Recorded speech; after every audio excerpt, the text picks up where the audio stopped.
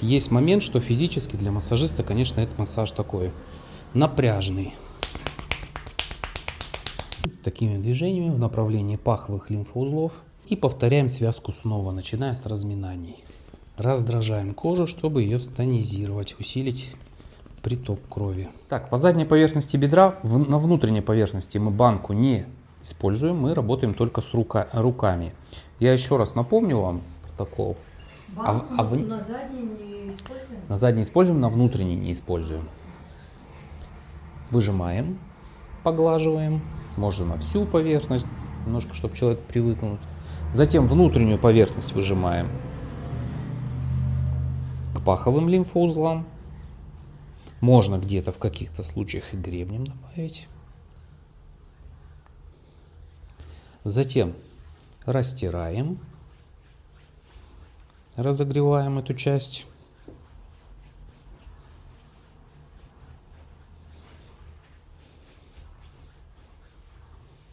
И после этого начинаем разминать.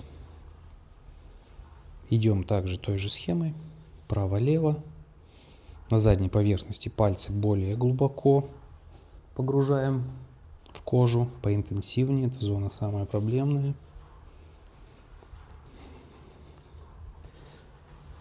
Опять выжимаем. Затем от себя и к себе.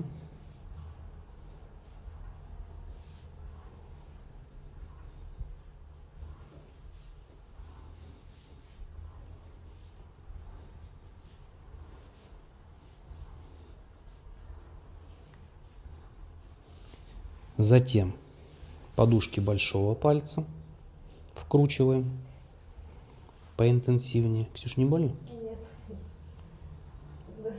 Ты где-то нажимаешь щекотно. Угу. Затем перекрещиваем.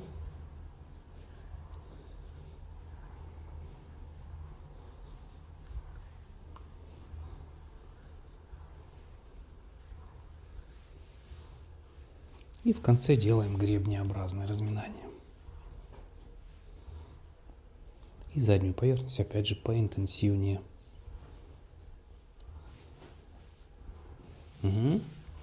Выжимаем и повторяем связку снова, начиная с разминаний. Делаем 3-5 повторов связок, переходим на внешнюю поверхность. По внешней поверхности проходим поглаживанием, выжиманием с этой стороны. Можно гребнями, поинтенсивнее, поглубже выжимать. Затем переходим на противоположную сторону.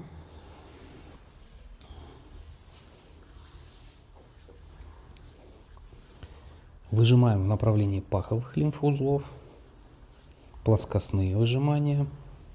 Затем гребнями также работаем.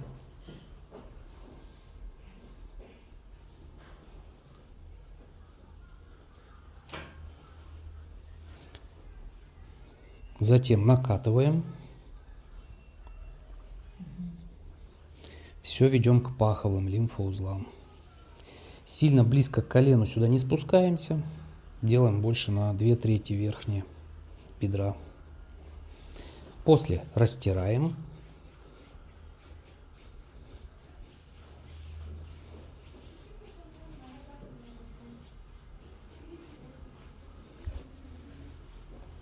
И выполняем разминание.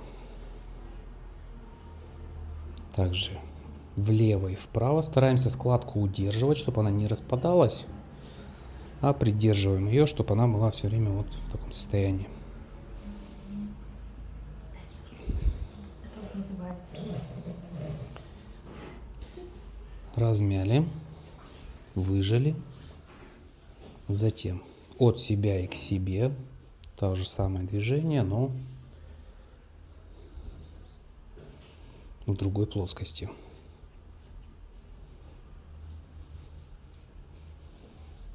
Затем выполняем змейку.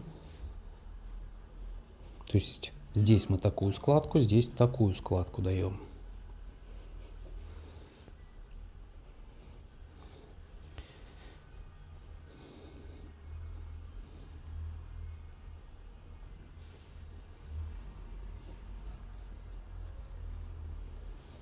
Выжимаем. Ну, давайте сразу еще варианты змейки покажу, когда попеременно мы делаем. И в конце выжимания. Такая змейка по Литвиченко.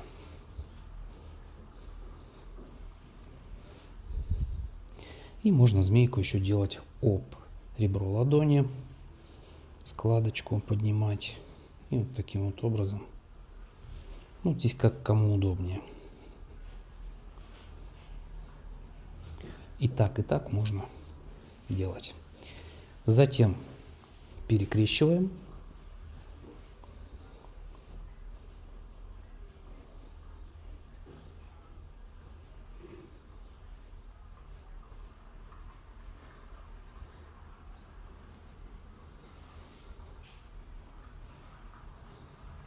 И в конце работаем гребнем.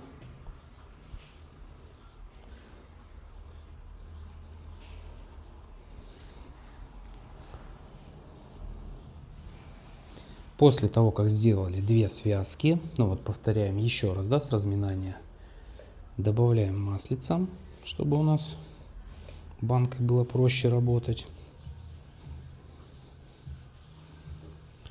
И отсюда или отсюда, без разницы.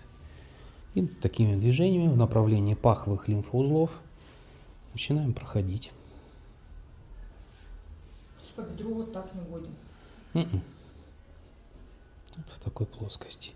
И также 3-5 раз, заходя на заднюю поверхность, но не заходим на подколенные ямки. Прорабатываем.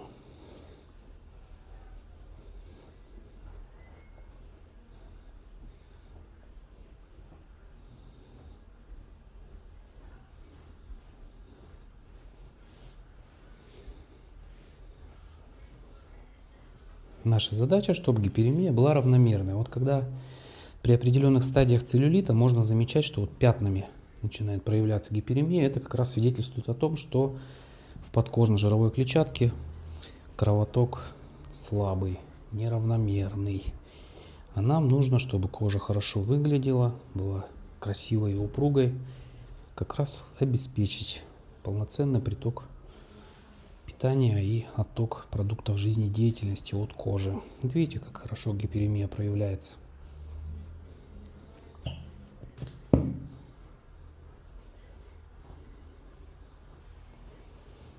Угу. Прошел 3-5 раз баночкой и делаю еще одну связку движений. То есть, начиная с разминаний, кожа розовая стала. Ну. Но вот есть момент, что физически для массажиста, конечно, этот массаж такой напряжный. Поэтому, когда будете в свою практику встраивать сеансы массажа антицеллюлитного, во-первых, они не должны быть дешевыми, дешево стоить, а во-вторых, можете делать полчаса перерыв после массажа, чтобы отдохнуть, восстановиться. Но бывает подряд несколько сеансов, тогда, конечно, сложновато.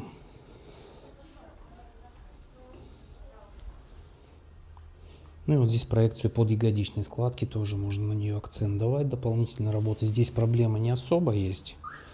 У Ксюши здесь нормально все. Но у некоторых людей, конечно, бывает. Я змейку, кстати, попеременно делаю. Можно ее делать одновременно.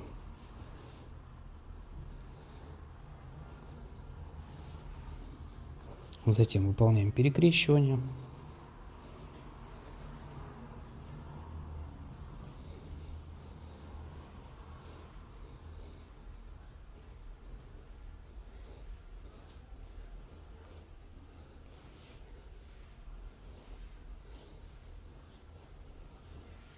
И гребень.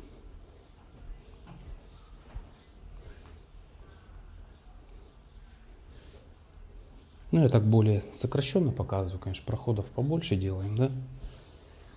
В конце, после того, как все отработали, делаем вибрации. Раздражаем кожу, чтобы ее стонизировать, усилить приток крови.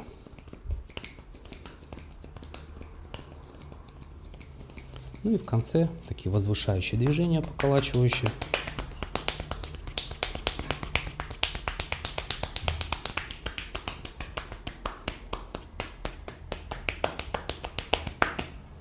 Всё. После вибраций поглаживаем, успокаиваем кожу. Здесь у нас хорошо достаточно проработали, хотя сделали всего две связки. Если бы сделали еще 3, был бы еще лучший результат. По голени мы просто отрабатываем классическую схему массажа. Погладили, выжали, растерли.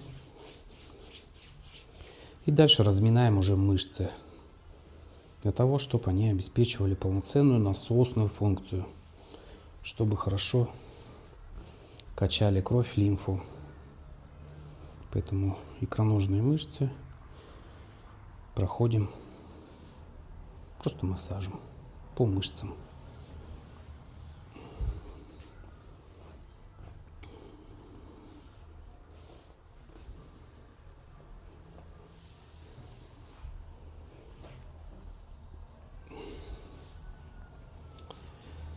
Ну вот, как-то так.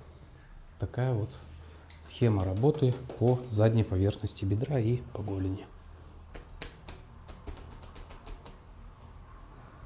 Спасибо за внимание.